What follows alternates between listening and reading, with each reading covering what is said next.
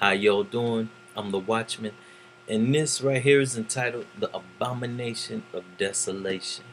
The Abomination of Desolation, and this is just a piece of the Abomination of Desolation. And I really didn't plan on doing any of this series right here, and that's usually how God works. Uh, I was reading something, and I said, I think I'm gonna share that. And then, usually I write down in notes what I'm gonna share, and I'll even outline it out a majority of the time.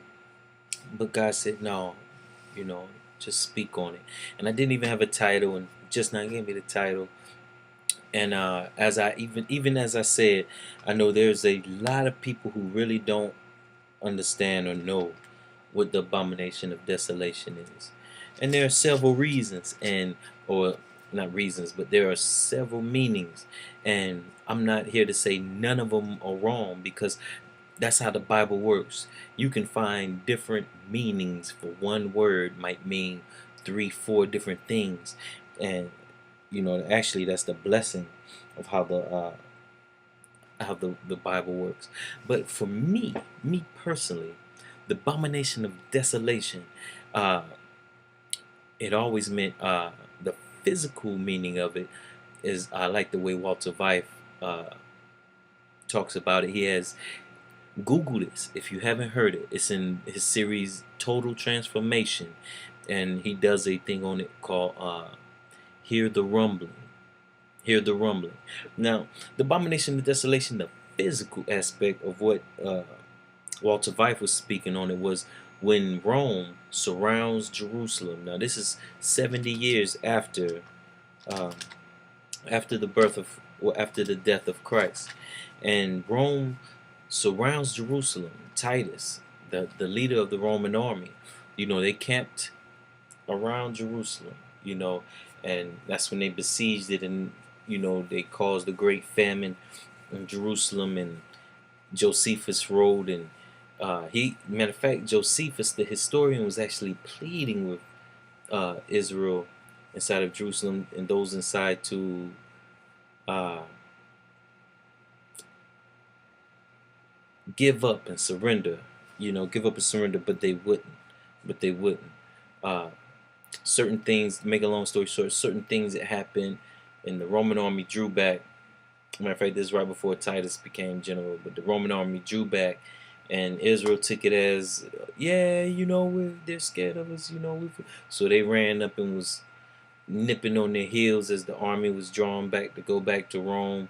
And during this little span of when the army left, was when the Christians, Jews who remembered what Jesus said, when he talked about the abomination of desolation, uh, that's when they took off. That's when they fled. When they saw the Roman army pull away, that's when they took off. It's crazy. It's a blessing how God works. But they took off and gave the Christians that was inside of Jerusalem a little bit of time to flee. And what did Jesus say in Matthew 24? Don't flee. Let your flight not be in winter, or on the Sabbath. But, and it stands for several different things. But this is the antitype of the abomination of desolation. So they flee, the Christians, all of the Christians got out of Jerusalem, and then the army came back, the Roman army came back with Titus, and that is when Jerusalem fell and was utterly destroyed, utterly destroyed. But anyway, Matthew 24:15,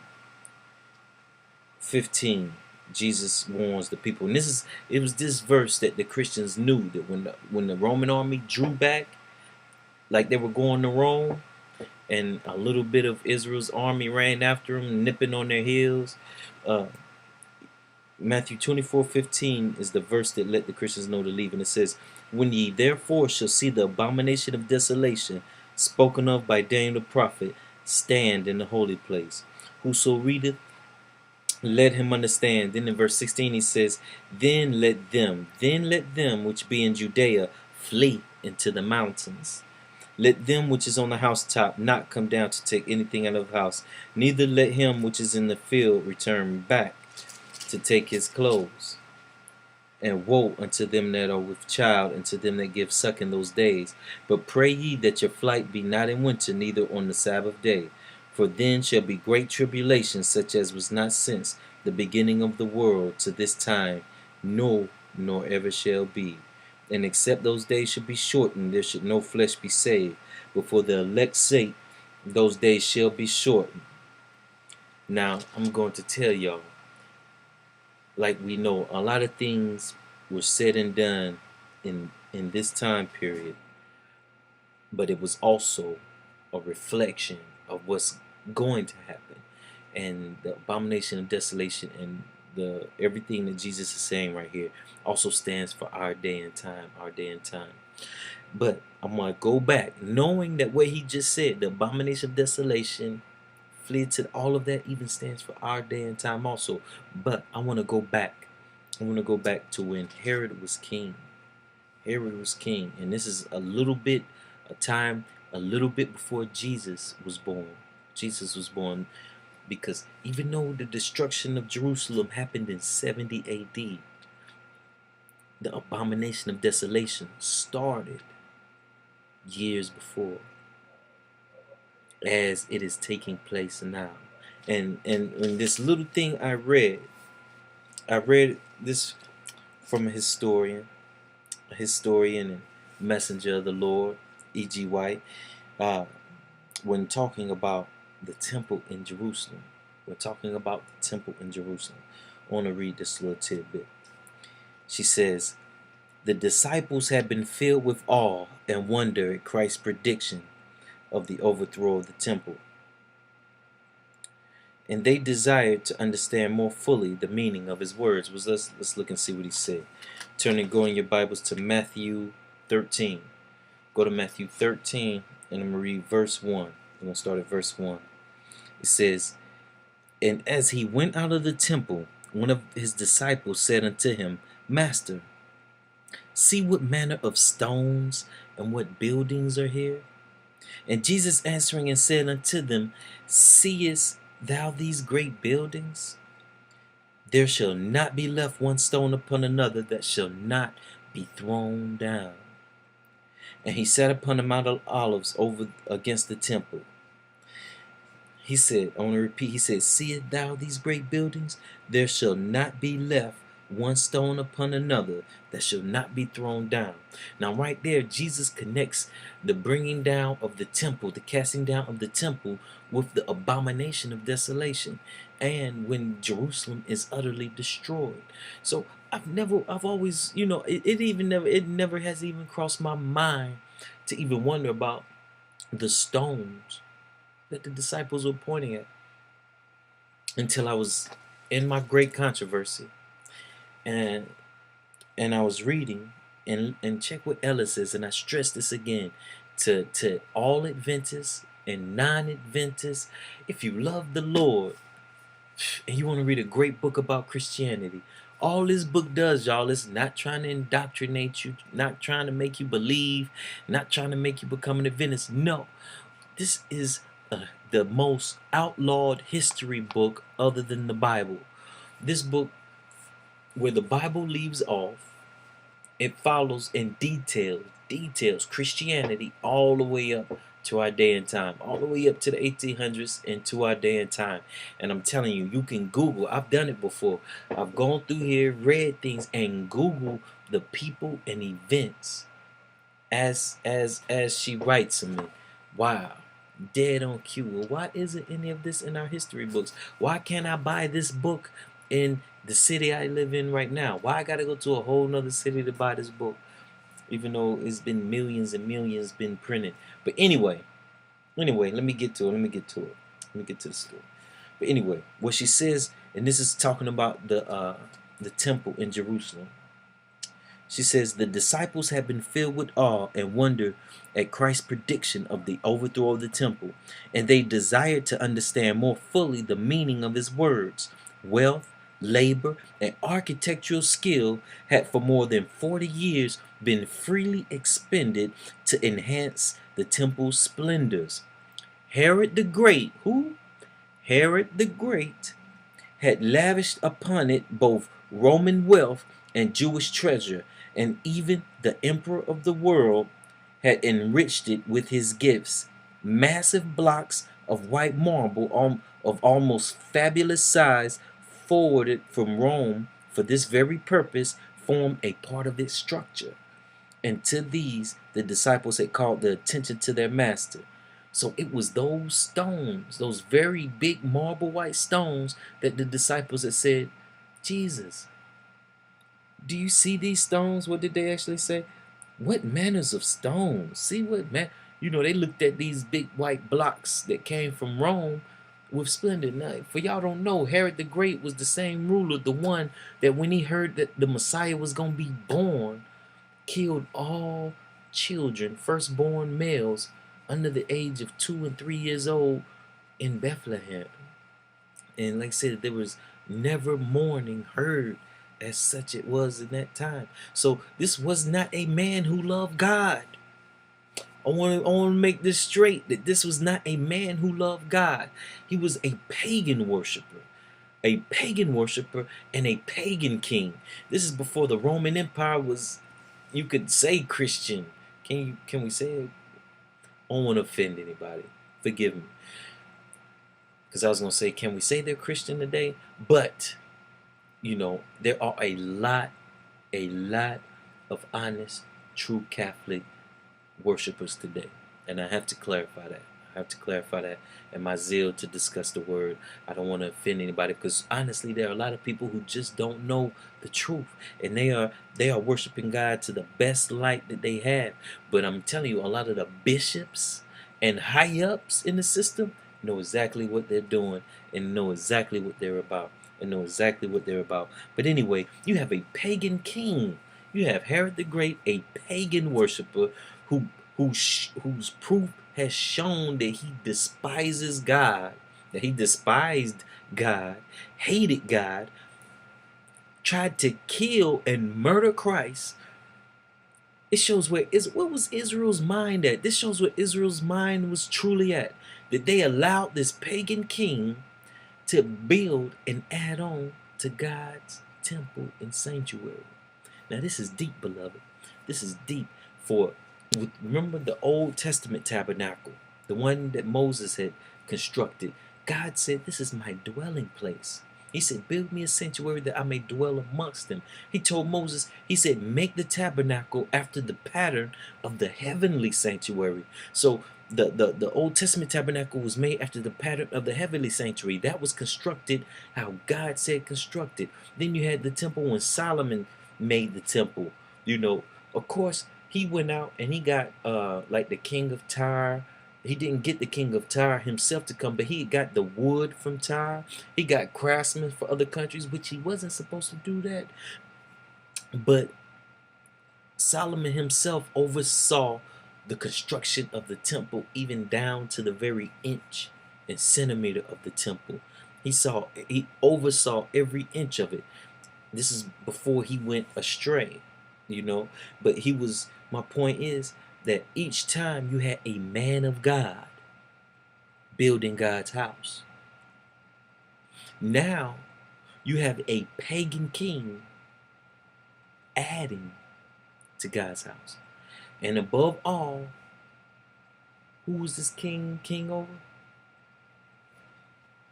He was from Rome.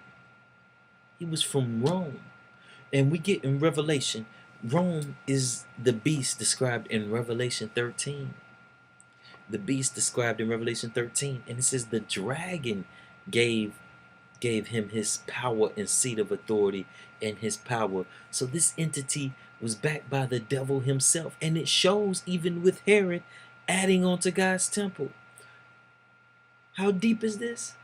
Go to Isaiah. Let's go to Isaiah 14. Isaiah 14. And we're going to start at verse 12. Isaiah 14, we're going to start at verse 12, where it's describing Satan. Let me show you how deep this really is. says, how art thou fallen from heaven, O Lucifer, son of the morning? How art thou cut down to the ground, which did weaken the nations? For thou hast said in thine heart, I will ascend into heaven. I will exalt my throne above the stars of God. I will sit also upon the mount of the congregation in the sides of the north. I will ascend above the heights of the clouds. I will be like the Most High. Where did God say his dwelling place was? In the sanctuary. Didn't we just see right here? Isaiah 14, verse 13, where he says, I will exalt my throne above the stars of God. He says, I will sit also upon the mount of the congregation. Where does the congregation sit? The congregation sits in the temple. The devil, what the devil tried to do in heaven, he physically tried to overthrow God's heavenly sanctuary. He physically, because where is God's throne located? It's in the sanctuary. It's in the most holy place. Now remember, our sanctuaries are made after the pattern of the heavenly sanctuary. So God's throne is in his sanctuary, in his temple. And the devil physically tried to overthrow God's sanctuary and take God's throne. But Jesus defeated him, kicked him out of heaven. He was cast to earth. All that's found in Revelation chapter 12, the whole chapter, for those who want to look at that and read it also. But he was cast to heaven. So what he could not do physically, he got a spiritual power. He created a spiritual power, the Roman Catholic Church, to do spiritually. And that's found in Daniel chapter 8. Daniel chapter 8. Matter of fact, I do a whole series on it called The Papacy Casting Down the Sanctuary. The papacy casting down the sanctuary. But that whole prophecy of the little horn going to heaven spiritually, attacking God's heavenly sanctuary and casting it down to the ground is found. It's Daniel 8 verses 9 through 14. Verses 9 through 14 is that prophecy of a spiritual power going to heaven, attacking God's sanctuary, and trying to bring all the truths of the sanctuary and cast them down to the ground and trod it overfoot. I mean, just think about it. The Catholic Church, Jesus said, I am the way, the truth, and the life. No man cometh unto the Father but by me. But, you know, the Catholic bishop will tell you, you can come in here, sit in this confession booth, inside the sanctuary, mind you. Where are confession booths? Are they out in the street? No, they are inside the sanctuary. They sit inside God's sanctuary and say, I can forgive you just like Jesus can. I can forgive you just like God can. So come, confess your sins to me. Aren't those blasphemous words? The Pope sits on a throne inside the sanctuary. Yes, a big gold throne, a throne inside the sanctuary. Now, what did we just read Satan wanted to do? He wanted to have his throne in the mount of the congregation. He said, I will be like the Most High. Isn't saying you can forgive sins being like the Most High? But anyway, so Herod, how does this ties into... See, now this goes to my meaning of abomination of desolation. For I've always believed that the spiritual sense of it is definitely talking about God's sanctuary. Because I broke down the saying. It's a great abomination. Abomination already means a detestable sin. That's what abomination means. Something detestable to the Lord. All sin, God hates all sin, but abomination is a detestable sin. But anyway, the abomination of desolation. What abomination made something desolate? See, when the Catholic Church, when they have all these things that go on inside the sanctuary, like confession, a man sitting on the throne, prayer beads, you praying to Mary, they are making God's house desolate. And didn't Jesus tell them, this day thy temple is left unto you desolate? But they are taking God's spirit and they pushed him out of the sanctuary. And that's why it's an abomination of desolation. They have made the sanctuary desolate. and bearing of God's Spirit.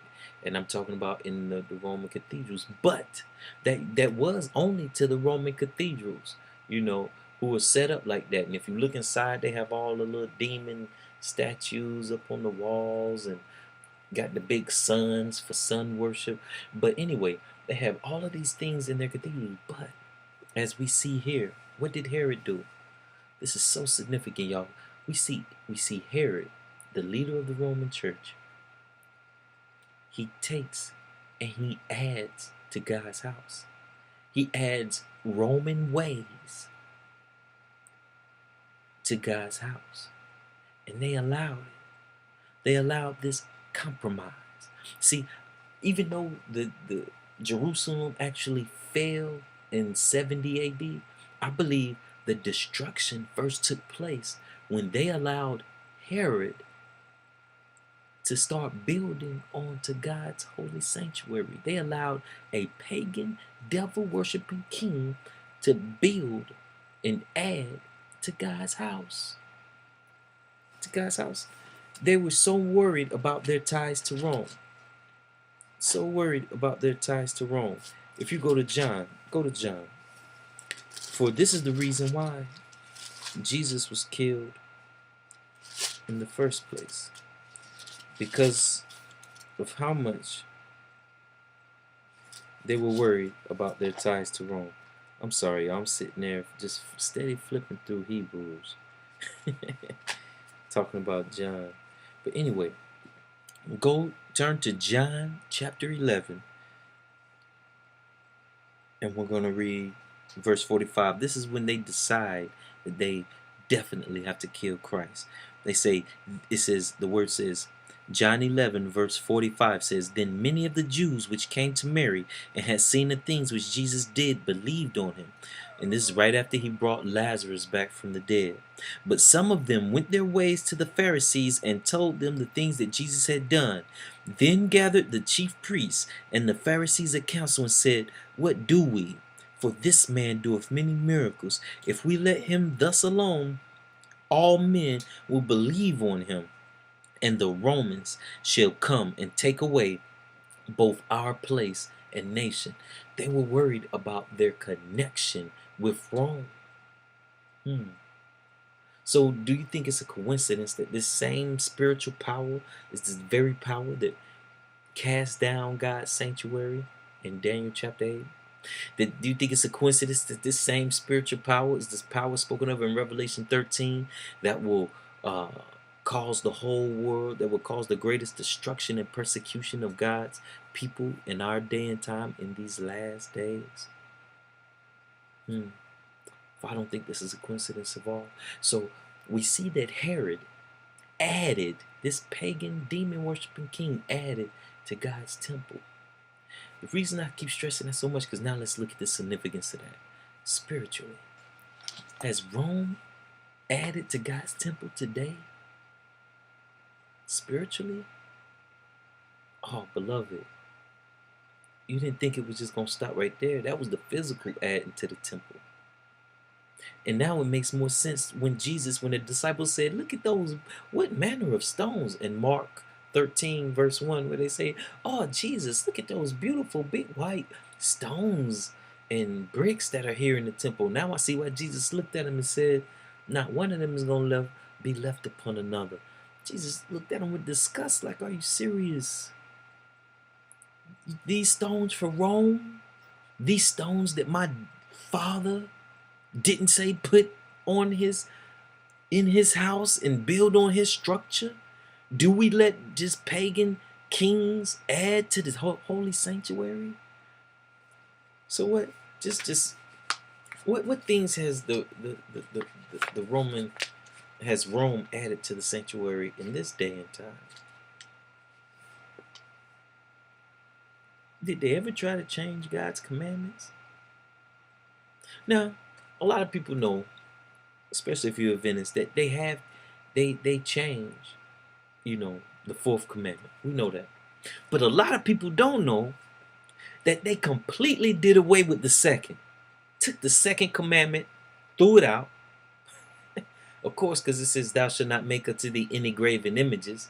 And you know, Mary, prayer beads, they got all these images, kissing Peter's feet on the statue, you know, all these graven images. So they took that commandment out, and to make the commandments, to keep them as 10, they split the 10th commandment, thou shalt not covet, and made it into 2. And for those who don't believe me, I have this book. I actually bought it for these purposes. As you see, it is the Convert's Catechism of Catholic Doctrine. The Convert's Catechism of Catholic Doctrine. Yeah. I turn to page turn to page 50. Is changing God's law building onto his house? Where are the 10 Commandments located? In the Ark of the Covenant, in the most holy place.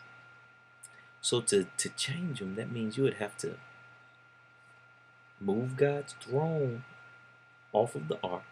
Because remember, the mercy seat, which is God's throne, sits on top of the ark. You would have to move God's throne.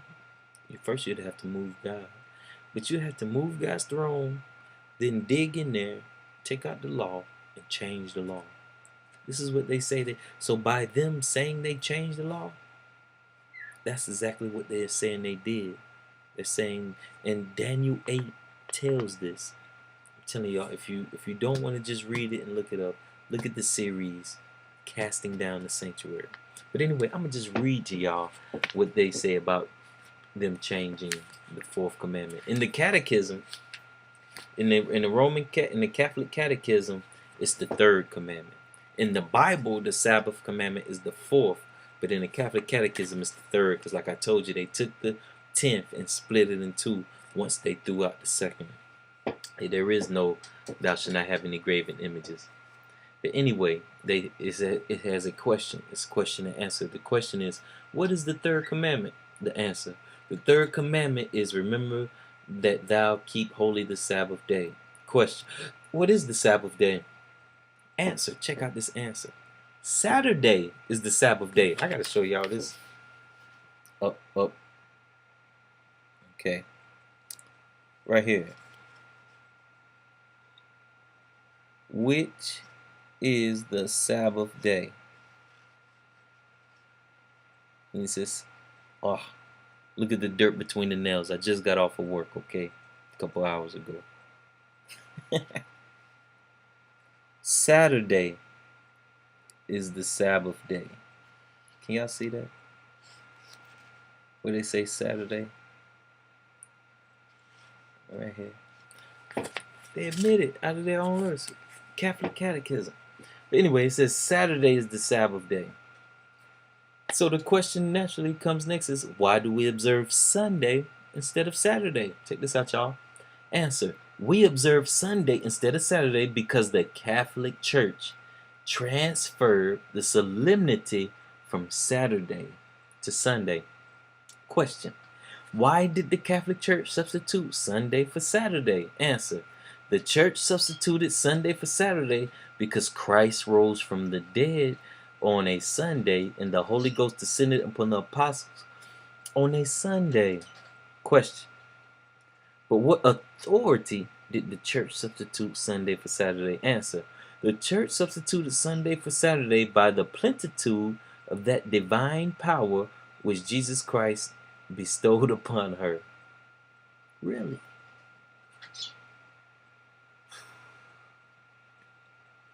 What does the 3rd commandment command? Answer. The 3rd commandment commands us to sanctify Sunday as the Lord's day. I'm not even going to read the rest.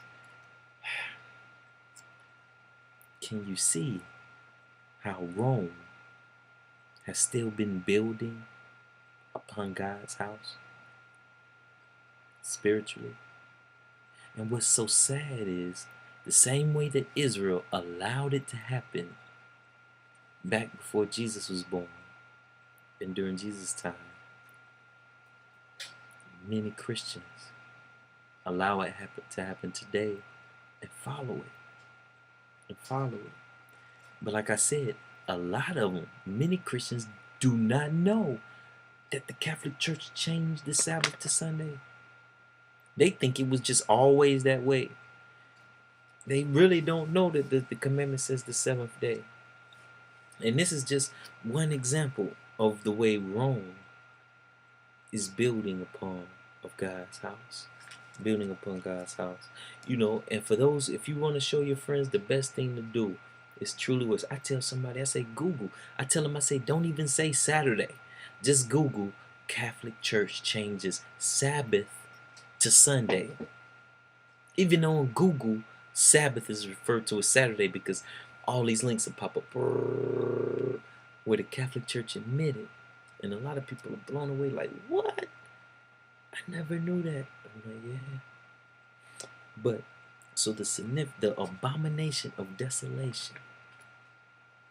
So, Jerusalem wasn't destroyed in 70 AD. I personally believe Jerusalem started to fall and be destroyed when they allowed Rome to build upon God's house.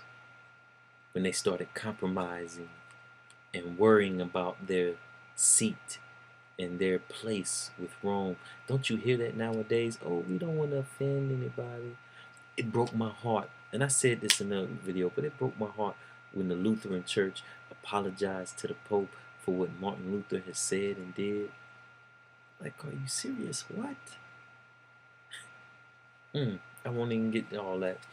But anyway, beloved, honestly look, for the same way that Herod added on to God's temple, it's the same way that Rome has spiritually added onto God's temple. And believe it or not, it's the same way that it's going to fall again. Like Jesus said, not one stone shall be left upon another. And that's the same with us and with our churches and the situations that's going on today. Not one stone will be left upon another, for God is definitely not happy. And we have to warn each other and warn the masses. And we have to educate each other and educate the masses, because a lot of people do not know. They just don't know. They're following tradition on how their grandmother or their moms and aunties, grandparents was raised. And a lot just don't know. Just don't know.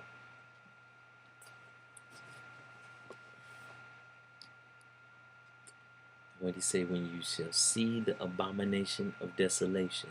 And this is Matthew 24. Matthew 24 verse, I want to say 16.